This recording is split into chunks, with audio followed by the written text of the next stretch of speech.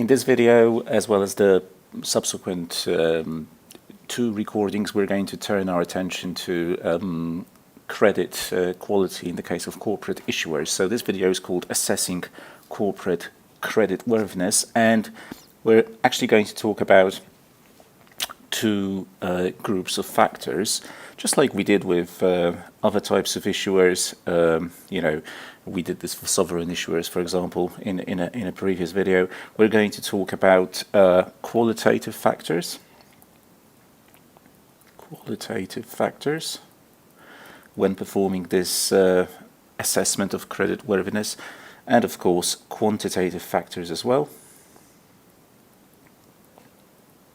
And in the next video, after this one, we're going to take this notion of quantitative factors a little bit further, discussing actual ratios that help us gauge the qualitatively, in terms of ratios, numbers, the credit quality of a corporate issuer. Okay, let's start off with the qualitative factors first.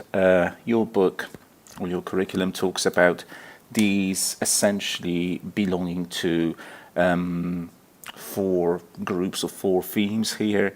The business model. What is the business model of the company? And the next one is everything that surrounds the company, its industry, as well as the level of competition it faces from its peers, its industry members. Then we've got a factor called business risk. And last but not least, corporate governance. Okay, we'll discuss the first three relatively briefly, and then I've got there are some additional, more enhanced points to be made about corporate governance. Please appreciate that if you are a debt holder or an analyst focusing on the position of debt holders, bondholders, your focus is going to be typically slightly different than that of a shareholder or a share equity analyst. In the case of investments in equity instruments, we are primarily interested in the return generated on the capital, so return on equity, for example. However, if you're a debt holder or a debt bond analyst, you will be primarily concerned about the timing of cash flows, the size of the cash flows being generated by the company, and whether those cash flows being generated in terms of their timing and their size are adequate and sufficient to cover the company's debt obligations, the obligations it has to service debt. Right, let's get cracking with these individual factors. So starting with the business model, I'm just going to basically write down what we had over here, the business model. What we are essentially looking at or looking for is stable ability to generate results. So we're looking for stability of the demand which the company has for its products or services, and of course that leads to stability of revenue, hopefully stability of the margin that it generates, also taking into account the cost side of the business, stability and I guess predictability of all of these factors. And you definitely want a business that is, in terms of its business model, stable and predictable. This is what you're looking for if you're a debt analyst.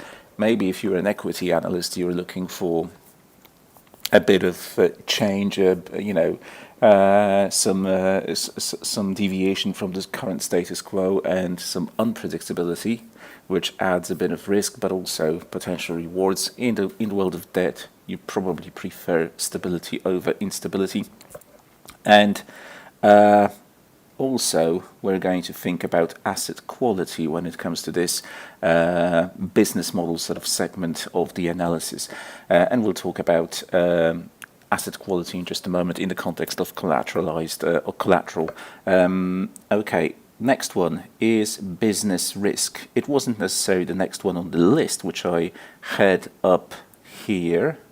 It was the third one, but it's very much to do with the factor that I already wrote down. You know, here I talked about stability of demand, revenue margin. Well, now I'm going to say risk is all about the potential for deviations from our expected level of demand, expected level of revenue, expected level of margin, so that the profit's the result. And of course, if you're a debt holder or a debt analyst, you prefer businesses with a low business risk, low levels of deviation, businesses that can be trusted to perform in the expected manner, in the expected way. Okay, let's now tackle the one which I omitted over here, industry and competition. And this is a pretty straightforward factor, industry and competition. In this case, you're looking at the structure of the industry, the concentration within that industry, the competitive forces. So, you know, here you can think in terms competitive forces, in terms of the 5 forces, as Michael Porter talks about, and they're also talked about in the relevant section of your curriculum as well at level 1, as well as the long-term perspectives for the entire industry,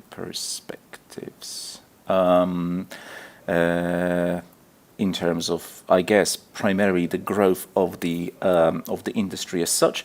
And from a debt holder analysis point of view, you, just like you want a stable and predictable business with low business risk, and in terms of industry competition and competition within that industry, you probably want to lend to a business with low levels of competitive pressure being exerted on it. Right, okay, this is fairly, straightforward, very sort of sensible stuff that doesn't really require much learning. Now let's just talk a little bit about the idea of asset quality. The quality of a company's assets is important for both those lenders who lend on an unsecured business basis as well as a secured basis, so without collateral being put into the agreement as well as with collateral. But, it's of course going to be especially important, this notion of asset quality, that is, for secured lending. Lending. It's of course under a secured lending agreement. Let me just recall that you've got to remind you that we've got a specific asset or specific assets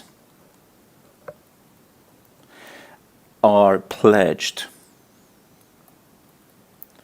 as collateral or designated to act as collateral. And please remember that the fact that an asset is pledged as collateral, it doesn't mean that it will get sold straight away.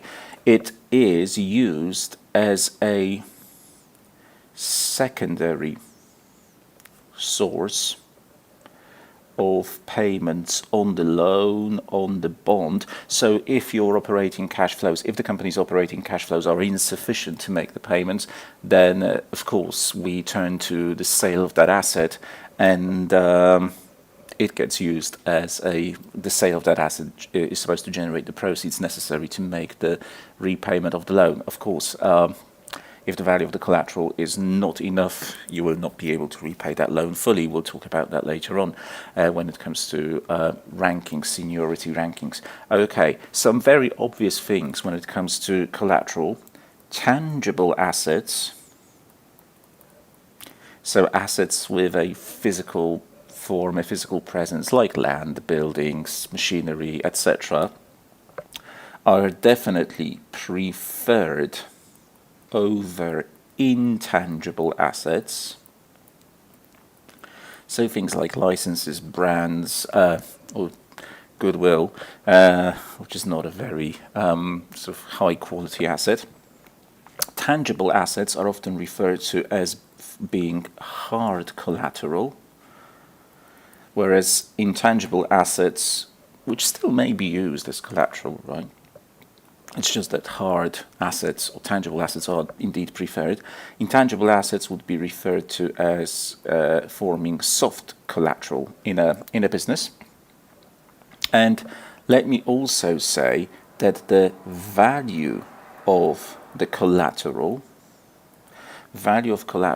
is very important, or especially important for high yield issuers. So these are issuers with a low credit quality. Why? Because they have a relatively high probability of default, and if there's a high probability of default, a high probability that the company will not be able from its operating cash flows to generate enough to make the payments on its loans, then obviously thinking about the collateral as a secondary source of payment becomes critical, and you have to then think about how much is that collateral worth. It becomes increasingly important. Okay. Please appreciate, and this is something, quite sort of universal. If you are an investment grade borrower, a high quality corporation with a high credit worthiness, then putting collateral into the agreement, making the loan secured effectively, allows you to typically lower your cost of borrowing. That's what it does. However, in the case of lower quality borrowers, who we refer to as high yield, putting collateral into an agreement is the make or break factor. Very often you will not be able to borrow in the market if you do not provide sufficient or adequate collateral. So having collateral, having an element of security in the loan is what allows you to borrow in the first place. It's not just a case of lowering your cost. It's more a case of can you borrow or not. Okay, we've got one more factor over here, which among the qualitative factors, which I have not covered yet, and that is corporate governance. So let me just maybe do this on a fresh page. Corporate governance, where your curriculum has a lot more, or a bit more to say about this, right? Corporate governance. So it is, first of all, it's quite difficult to, let's say, assess the character of a business. It's easy to assess the character of an individual taking a loan, retail borrowing. But in the case of a business, how do you do that? Well, you can try to assess the character of the management of the business, and therefore the expected treatment of debt holders by that management. But that's as far as it goes. So what we typically try to do as debt holders or debt investors, we try to curb the behavior or in some way constrain the behavior of a borrower by introducing covenants, restrictions on behavior. So let me just write: debt holders typically impose covenants, restrictions on borrower behavior, the borrower's behavior. And as you will know from earlier lessons, those restrictions may take on various forms. So a lot depends on what kind of borrower we're talking about. In the case of investment grade IG borrowers, who are the high quality ones, high credit quality ones, they typically issue debt or borrow money, right, in the case of loans, for very general purposes. They don't have to say, oh, okay, we're issuing debt for this and this specific purpose, this and this specific project. For general purposes, with relatively few restrictions.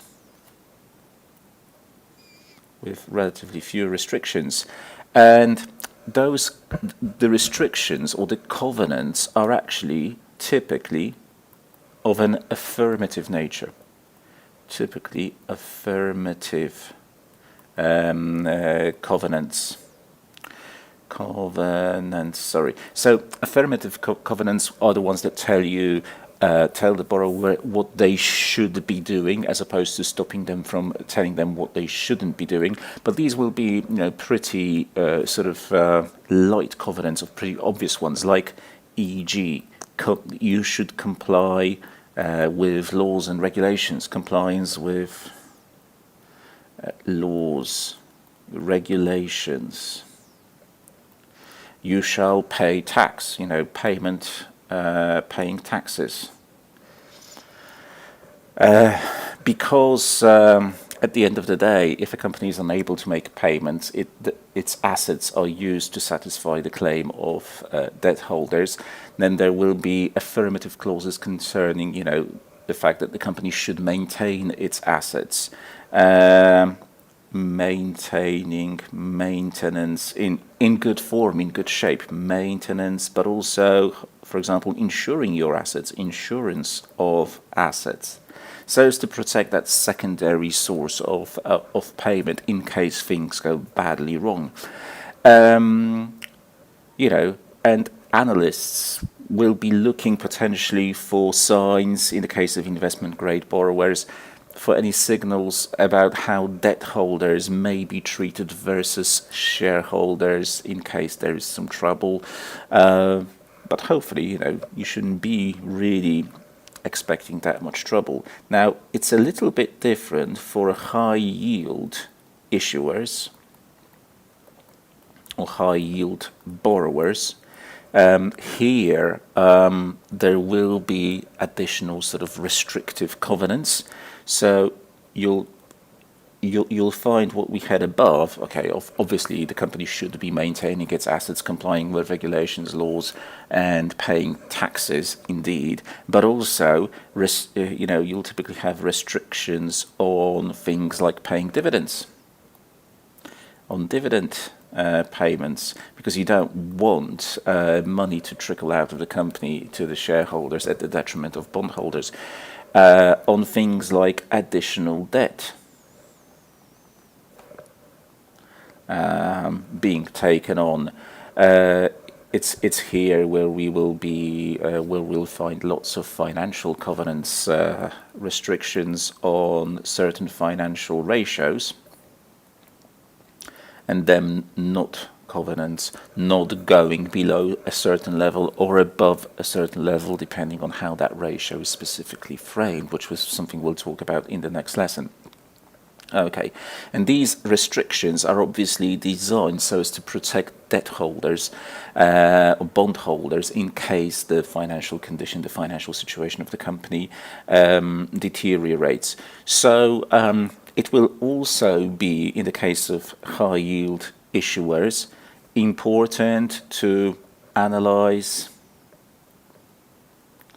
the management's past treatment of debt holders, although that's something I said above as well for investment grade. I mean, you're kind of thinking about how the company is governed, how the company is run, so you'll be doing that in every situation, but especially with high yield borrowers, management's past treatment of debt holders, looking for warning signs, maybe the management previously took some strategic decisions which were detrimental to the credit rating of the company and thus affected debt holders. Maybe they borrowed a lot of money and performed some huge leveraged buyout or acquisition of a different business. Maybe they've been financing dividend payments or share buybacks with leverage, with borrowed money. Now, all of these are absolutely viable potentially strategies, but if you are if you are a high yield borrower, so you are already in some trouble, these do indeed provide warning signs, and always, inspecting the company's accounting policies. And this goes for both investment grade and high yield, but it is especially important in the case of high yield, where the operating cash flows may not be sufficient. Sometimes companies engage in what we call aggressive accounting, with the aim of hiding or obscuring the real performance of that business. It may not be as good as it looks on paper, and obscuring some of the risks that may be sort of hiding behind the facade of very nice results. And what companies can sometimes do is not show the full extent of their debt, for example. So they'll engage in what we call off-balance sheet financing, hopefully, the good thing is that IFRS, International Financial Reporting Standards, kind of makes this very difficult. It can be more easy under different accounting standards, but IFRS is very strict on not having too much, very disciplined when it comes to not showing finance on the balance sheet. There may be practices associated with the capitalization of expenses. So instead of expenses going to the income statement as current costs to lower profits, they are capitalized instead, so turned into assets on the balance sheet. A good example of this is research and development expenditure, which you'll be learning about, or you have already learned about, in your financial statements analysis section of the curriculum. Sometimes companies prematurely, so ahead of the right time, recognize revenue, premature recognition of, let me rewrite this, premature recognition of revenue. They do it too early, ahead of the time when that revenue is really supposed to be earned and booked onto the income statement. And a big warning sign is if you see a company frequently changing its auditors, changes of auditors, their external auditors, and or their chief financial officer, who may be trying to block certain aggressive policies from being pushed ahead, but they may in the end have to give up because they're not strong enough. Okay, now let's move on to the second aspect of the analysis, or assessing corporate creditworthiness, and that's going to be quantitative factors. And we'll be, as I said before, we'll be saying a bit more on that in the subsequent video as well, where we'll talk about specific ratios. So, quantitative factors, or quantitative analysis. Okay, what's all this going to be about? Well, you kind of know. We're going to try to identify the key factors which impact a corporate issuer's probability of default, and we're going to try and quantify them. And look, let me write that down. Identifying the key factors which impact an issuer's probability of default. We're going to use various inputs when doing this analysis. We may be using inputs that come from a top-down approach, or indeed, a bottom-up approach, of course. So in a top-down approach, as you'll probably be aware of this, because this is quite universal, if we talk about top-down or bottom-up in many business cases, you'll be starting out with macroeconomic analysis, macroeconomic factors, looking at the overall situation in things like, GDP growth, and how that GDP growth will feed into the growth of this specific business being analyzed, and what will that do to its market share, and how that will drive certain numbers in the income statement, balance sheet, etc. On the other hand, if you're performing a bottom-up analysis, or you are taking the bottom-up approach to this whole exercise, and actually, you typically don't do just one, you think about it both ways, top-down as well as bottom-up. You will start with forecasting the key drivers, the key inputs or factors that drive revenue, profits, and of course also balance sheet positions, balance sheet items, at least the key ones, what makes them tick, what makes them change. Right, so what kind of factors will we be looking at over here? These are grouped essentially into 4 wide categories, starting with profitability. We'll be looking at profitability, and profitability is not just about the earnings of a company, it's also about the cash flows. After all, it's cash flows that allow us to make payments on debt. So especially in debt analysis, we'll be very much focused on cash flows a lot of the time. After all, cash flows are our primary source of debt payments, especially operating cash flows of debt payments. And please appreciate that what analysts care about most are recurring revenue and operating profits, the profits generated from sort of normal operations, as opposed to profits generated from one-off events like the sale of assets, or one-time revenue boosts. So instead of non-recurring items, non-recurring revenue, or one-off, one-time gains, stroke losses, which are possible to book especially under IFRS.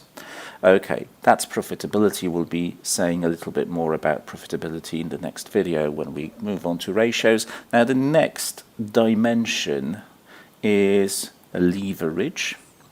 And as I think I've said this on a couple of occasions already, leverage measures the relative reliance on debt as a form of financing, measures the relative reliance of a company, of course,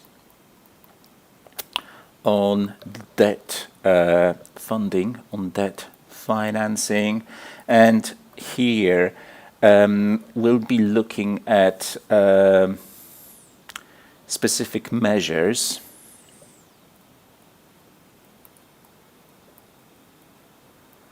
so this can be once again done in a couple of ways. Sometimes you'll be measuring debt, the amount of debt that a company has to its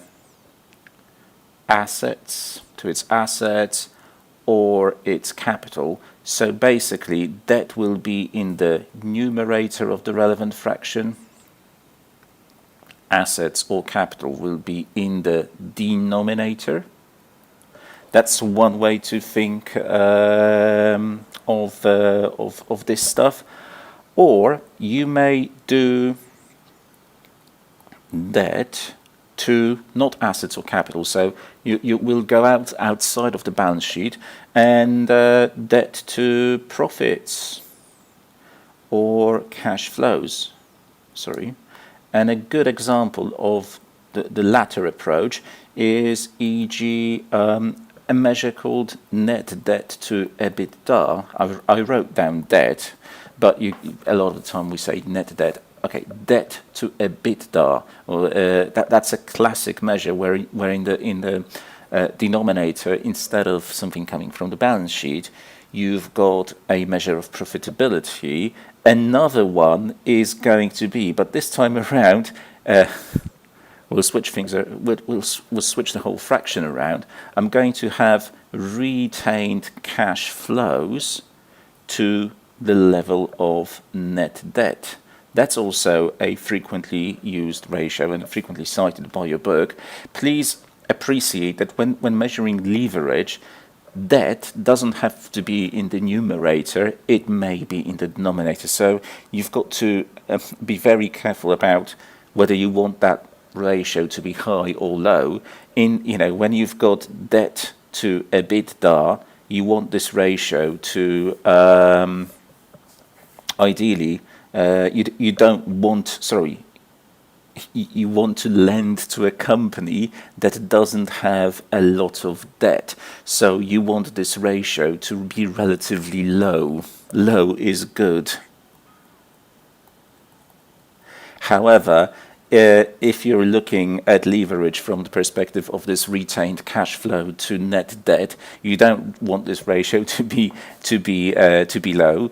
You want this ratio to be high, because that means that company's got a lot of retained cash flow in relation to its debt. So high is good.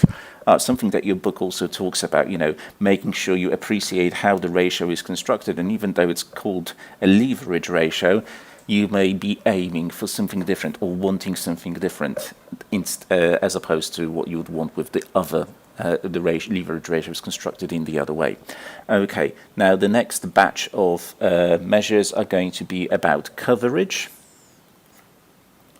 And here we'll be thinking about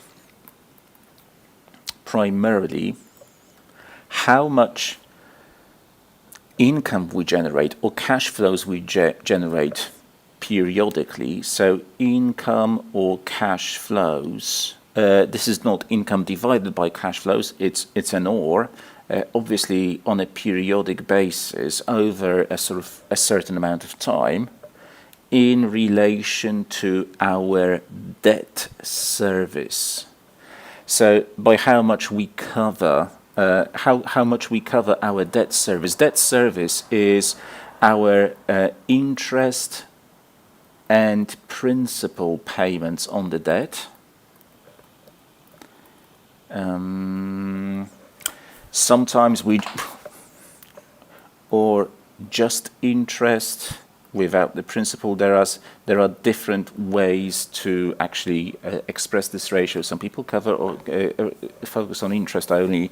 Some people take the whole amount, interest and principal. Right, there are different approaches, as I said. And you obviously want this ratio to be high. High is good in this case, because you want the income to cover as much as, or cash flows of a company to cover as much as possible what the company has to pay in terms of its debt service. Right, just one more group here, liquidity. Fairly obvious stuff. Liquidity is all about measuring the availability of short-term resources.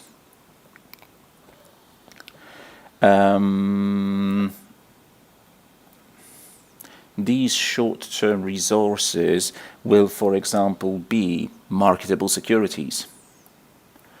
They are assets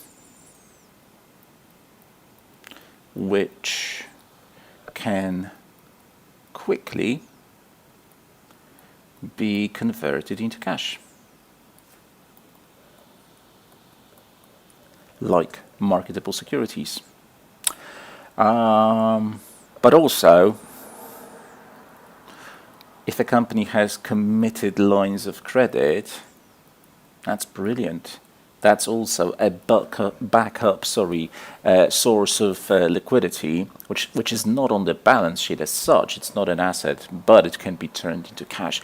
And remember, hopefully from previous lessons, that when a line is committed, it means the bank cannot back out of it unless certain conditions are breached. But normally it's on standby, so to speak. Please appreciate that liquidity as a measure is going to be especially important.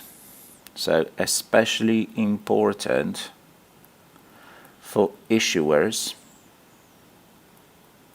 with less stable operating cash flows.